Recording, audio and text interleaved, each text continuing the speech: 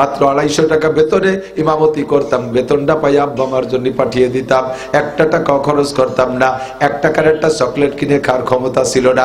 ছাত্র ভাইদের ফেলাইটে স্যান্ডেল দিত, ওই স্যান্ডেলে সেলাইনের পাইপ দিয়ে ফিতে বানায় আমি ব্যবহার করছি একেবারে দাওরায় হাদিস পর্যন্ত। তবুও লেখাপড়া ছেড়ে দেই নাই। কেউ যদি অভাবের কারণে পড়া ছেড়ে দাও বলে বলো, আল্লাহর কাছে জবাব দিতে পারবা না। আল্লাহ আমাদেরকে দৃষ্টান্ত তৈরি করে রেখেছে।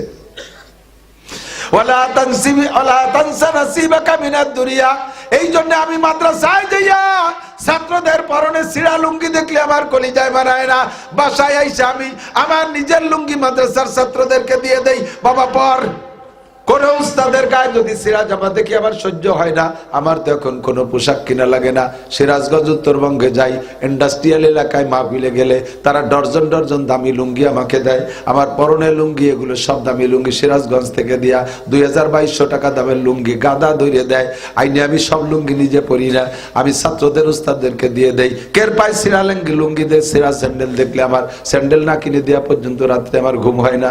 আল্লাহু আকবার। ও দোস্তরে, এই জন্য গরিবের কথা ভুলে যেও না, নিজের কথা, নিজের পিছনের কথা মনে থাকলে এখনো তুমি গরিবের খেদমত করতে পারবা। তুমি হঠাৎ আঙ্গুল বলে কলা গাছ, এই জন্য তুমি পিছনের কথা ভুলে যাবা। লুকমান হাকিম বলে, আল্লাহ আমারে পিছনের কথা ভুলে যেতে নিষেধ করছে। ভাই, এত মানুষের মধ্যে বলতে আমার লজ্জার কি আছে? হ্যাঁ, বরঞ্চ আমি এ কথা বলে গর্বিত। আমি ফকির বাপের ছেলে, আমার আব্বা আমার টাকা দিতে পারে নাই। আমি এভাবে কিসেন বেচে লেখাপড়া করে এখন আমি কোটিপতি। এখন আমি কোটিপতি, 50 লাখ টাকা দামের গাড়িতে চড়ি। আমি পিছনের কথা বলাতে আমার লজ্জার কি আছে? যদি আমি জমিদারের পুলা হয়ে এখন ভিক্ষে করে বেড়াতাম, এই কথাটা বলার বিষয় না। কারণ আমি কেন জমিদারের ছেলে হইয়া ভিক্ষা করি? নিশ্চয়ই আমার স্বভাব দোষ ভালো না। আমার স্বভাব দোষে আমি নিচেই চলে গেছি। আমার চরিত্র খারাপ, তাই জমিদারের ছেলে হয়ে আমি ভিক্ষুক হয়ে গেছি। এই কথা বলা যায় না। কথা কোন ঠিক ঠিক না? আমি ফকিরের ছেলে রাজা হয়ে গেছি, এ কথা বলতে আমার লজ্জার কিছুই নাই। লুকমান হাকিম কয়, ভাই রে, সত্যি আমি সেই গোলাম, তোমার সাথে একসাথে ছাগলের রাখালি করে বেড়াইতাম। লোকটা কয়, ভাই তাহলে আপনি ছাগলের রাখাল থেকে এখন মানুষের কমান্ডার হইলেন কোন গুণে? কি যোগ্যতা আপনি এখানে আসলেন? লুকমান হাকিম বললেন, হ্যাঁ যুবকরা, মনে রাখো, কয়েকটা অঙ্গরে কন্ট্রোল করতে পারলে তুমিও ছাগলের রাখাল থেকে মানুষের রাখাল হইতে পারবা।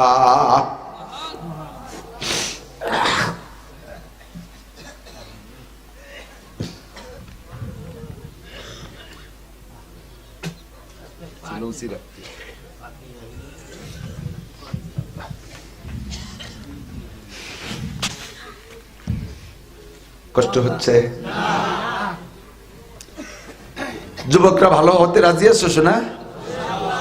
এই কয়েকটা অঙ্গ তোমারও আছে, কন্ট্রোল করা যাবে? ছোটদেরকে স্নেহের সাথে তুমি বলি, রাগ করো না। মুরব্বীরা আপনারা, কষ্ট হচ্ছে? বেয়াদবি মনে করবে না।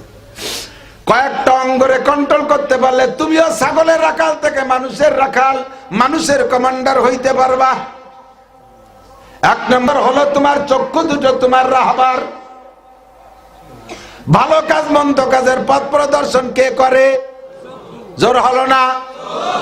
চোখ তোমার সব কাজের রাহবার। ভালো কাজের দিকেও চোখে নাই, মন্দ কাজের দিকেও চোখে নাই।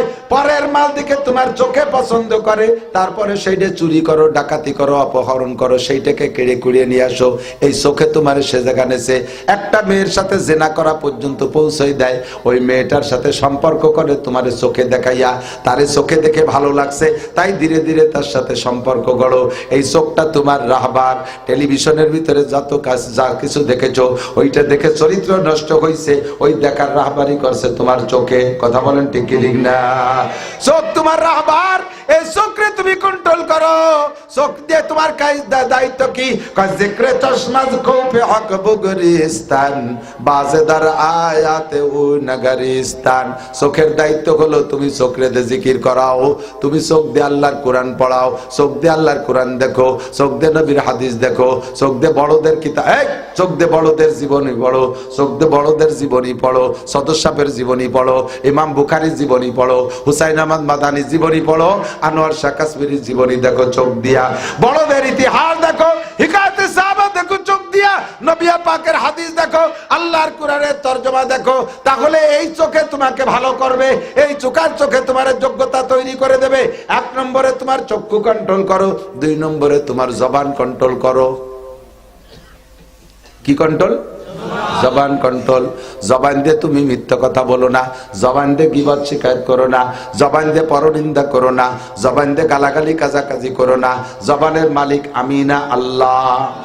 আল্লাহ পাক নিজেই বলেন, আলাম নাজআল লাহু আইনাইন। এ মহিলারা, পর্দার আড়ালে কান খাড়া করে শুনবেন। আল্লাহ পাক বলেন, আলাম নাজআল লাহু আইনাইন। আমি কি তোমার দুটো চক্ষু দেই নাই? চোখ দুটো কে দেছে? আরে কথা কয় না। আলাম নাজআল লাহু আইনাইন। চোখ দুটো তোর আব্বাই দেয় নাই, তোর মা দেয় নাই, তোর রাজনৈতিক নেতা দেয় নাই, তোর প্রধানমন্ত্রী বিরোধী দলীয় নেত্রী দেয় নাই, আমি আল্লাহ চক্ষু দিয়েছি। এরে তোর ইচ্ছা মতো ব্যবহার করতে পারবি না, যা খুশি তাই দেখবি। মোবাইল দেখবি, ফেসবুক দেখবি, ইউটিউব দেখবি, টেলিভিশন দেখবি, পরের মেয়ে দেখবি, পরের ছেলে দেখবি, পরের মাল দেখবি। এজন্য তোরে মোবাইল চোখ দেওয়া হয় নাই। আরে মন্দির দেখবি, মূর্তি দেখবি, এজন্য তোরে চোখ দেওয়া হয় নাই। আমি তোরে চোখ দিয়েছি যে কাজের জন্য সেই কাজ করবি। চোখ দেখলে চশমাস কৌফে হক বগরিস্তান। তুই রাতের বেলা কাঁদবি আল্লাহর কাছে, বাজেদার আয়াতেও নগরিস্তান। 1 নম্বরে চোখরে কাজে লাগা, 2 নম্বরে জবান রে কাজে লাগা। অলিসান ওয়া শাফাতাইন। তোর ঠোঁট আর জিহ্বা আমি দিছি। লিসান মানে জিহ্বা, শাফাতাইন মানে ঠোঁট। কথা বলার জন্য তো এই 2টি অঙ্গই লাগে। কতক্ষণ? দাঁত না থাকলেও কিন্তু কথা বলা যায়। অনেক দাঁত পড়া বুড়ো মানুষ আছে, একটা দাঁতও নাই, তারপরে যথেষ্ট কথা বলে বোঝা যায়। কিন্তু ঠোঁট না থাকলে কথা অস্পষ্ট হয়ে যায়, জিহ্বে না থাকলে তো বলাই যায় না। এই জিহ্বেরে তুই আর ঠোঁট রেওয়া অবৈধ কাজে ব্যবহার করিস না। গান গাবি, তোর জিহ্বাটা টেনে ছিঁড়ে বেলায় দেবো। মিথ্যে কথা বলবি, জিহ্বাটা টেনে ছিঁড়ে বেলায় দেবো। গীবত শিকায়ত করবি, মরার আগে প্যারালাইসিস করে দেবো। 10 বছর বিচারে থাকবি, কথা বলতে পারবি না, খালি নালাবি আর কানবি। ভাষা খারাপ করবি, জিহ্বাটাকে আমি পঙ্গু করে ছেড়ে দিতে পারি। মাত্র 250 টাকা বেতনে ইমামতি করতাম, বেতনটা পাই আব্বা আমার জন্য পাঠিয়ে দিতাম। 1 টাকা খরচ করতাম না, 1 টাকার একটা চকলেট কিনে খাওয়ার ক্ষমতা ছিল না। ছাত্র ভাইদের ফেলাইনে স্যান্ডেল দিত, ওই স্যান্ডেলে সেলাইনের পাইপ দিয়ে ফিতে বানায় আমি ব্যবহার করছি একেবারে দাওরায় হাদিস পর্যন্ত। তবুও লেখাপড়া ছেড়ে দেই নাই। কেউ যদি অভাবের কারণে পড়া ছেড়ে দাও বলে বলো, আল্লাহর কাছে জবাব দিতে পারবা না। আল্লাহ আমাদেরকে দৃষ্টান্ত তৈরি করে রেখেছে।